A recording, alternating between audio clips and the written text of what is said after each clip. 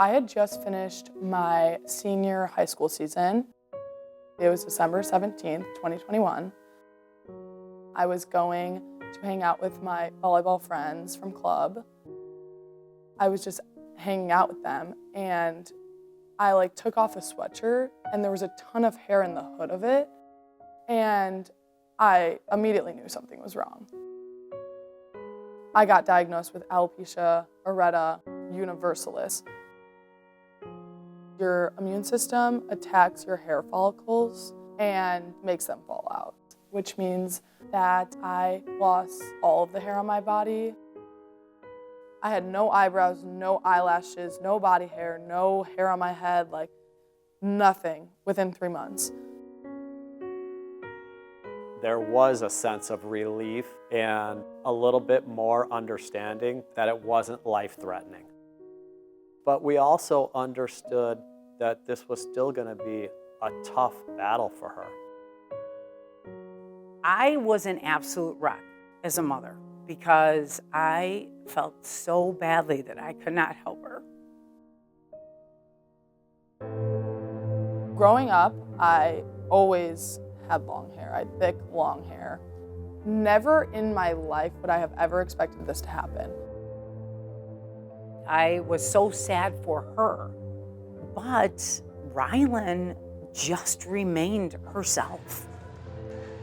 I tried to have a really good outlook on it because of the fact that people do have cancer and they lose their hair for much worse reasons. And in autoimmune disease, as much as it stinks not to have hair, it is just hair.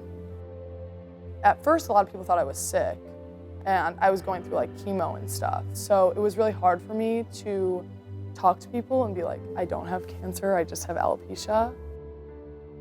I just kind of wish that anytime that someone looked, they would just ask me what's going on, because you never know unless you ask. And a lot of people don't ask.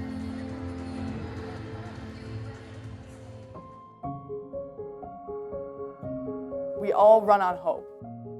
We hope that you go back to your normal self, but at the end of the day, I'm who I am, with hair or without hair.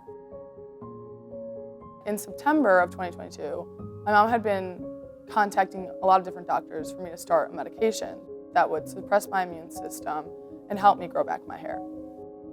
I was very hesitant to start that medication just because getting your hair back and then eventually losing it again is a really hard thing to do.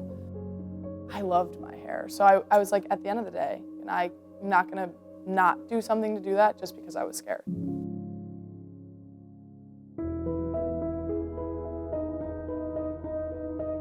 Coming into Northwestern, sophomore year, it was 2023, I came in middle of June, and I was fully bald on my head. I had little patches of hair that were we always bring it up, it looked like a snowflake.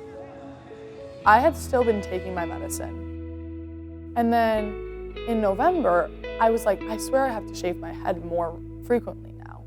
In December of 2023, I went home and I had shaved my head, and my sister Breslin was like, right, you should really just try and grow it out again. I mean, once you grow it out, those little spots will be covered anyways, and even if they aren't, who cares? So at that point, I was like, you know what, you're right. Her saying those words to me and giving me the confidence to try again was just everything and more.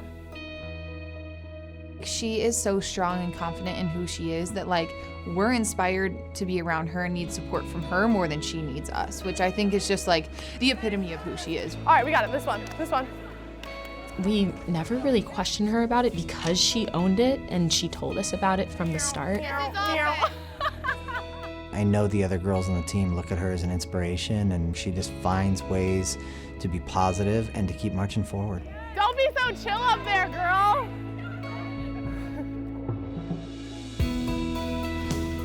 I questioned a lot of things in my life as to why it was me for a very long time. But at the end of the day, it happened, and I had to get through it.